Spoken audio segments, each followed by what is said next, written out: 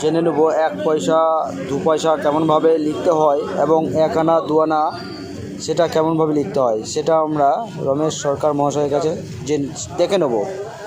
উনি লিখে আমাদেরকে দেখাবেন। 1 পয়সাটা লিখতে হয়, এই যে একটা শূন্য দেওয়া হলো, হ্যাঁ, এই যে একটা তারিখ দেওয়া হলো, হ্যাঁ, তারপর একটা শূন্য দেওয়া হলো। আবার 2 পয়সাটা লিখতে হয়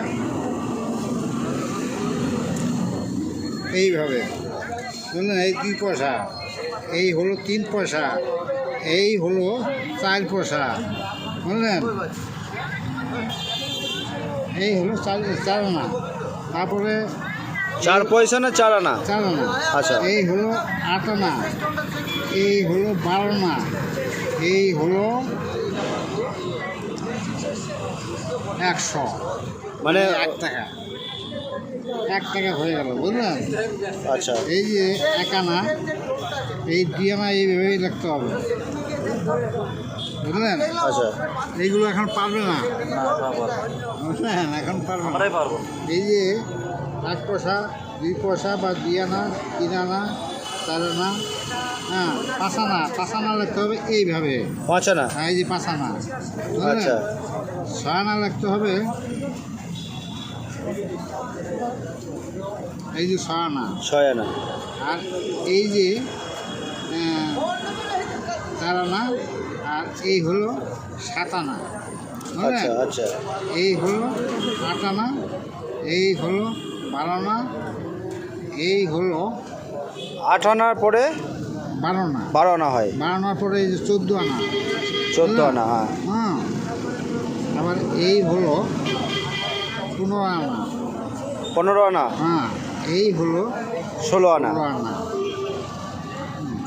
এটা 16 আনা, মানে 10 5 নাকি? হ্যাঁ, এই যে 1 আনা, হ্যাঁ, এই 2 আনা 3 আনা 4 আনা, তারপরে এই যে 5 আনা লিখছি, 6 আনাটা এখানেই হবে।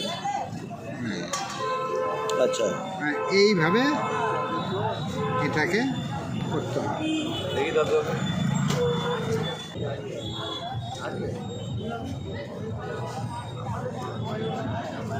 যাই হোক, আমরা একটা নতুন জিনিস আরেকটা দেখেন, আরেকটা জানলাম। দেখেন। এই যে এটা হলো 1 পয়সা। আচ্ছা, 1 পয়সা, পয়সাটা? হ্যাঁ, পয়সা। এই হলো 2 পয়সা, এই হলো 3 পয়সা, এই হলো 4 পয়সা, বুঝলেন? এই হলো 6 পয়সা। 5 পয়সা হয় না? হ্যাঁ, 5 5 পয়সা হয়। এই 5 পয়সাটা এইভাবে হয়, এই 5 পয়সা, আচ্ছা, আচ্ছা, বুঝলেন? এই যে 6 পয়সা 5 পয়সা এগুলো এইভাবে হয়। এই যে 7 পয়সা,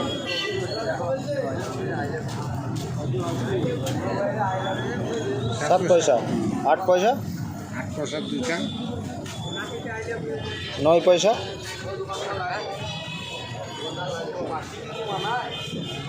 এটা 9। আর তারপরে 10 পয়সা, মানে এই যে 10 পয়সা,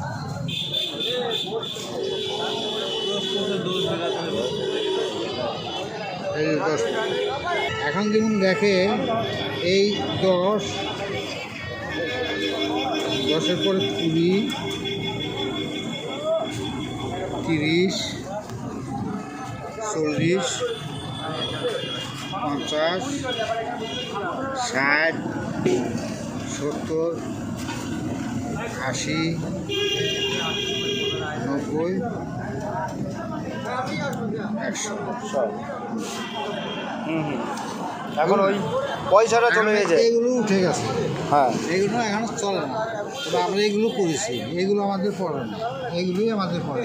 হ্যাঁ, এখনকার মেট্রিক কেন আই ফলো এগুলো বলতে পারবে না, আমরাই পারবো, আমরাই পারবো, আমাদের জেনারেশনটা এগুলো দেখেই নেই পড়বে। এইগুলো দেখতে পাবেন আদর্শ বইতে। হ্যাঁ, আদর্শ লিপি যে বই আছে সেখানে দেখতে পাওয়া যায়। দেখতে পাবেন। যাক, আমরা একটা নতুন জিনিস আপনার কাছ থেকে জানতে পারলাম, শিখতে পারলাম। এগুলো ধন্যবাদ আপনাকে।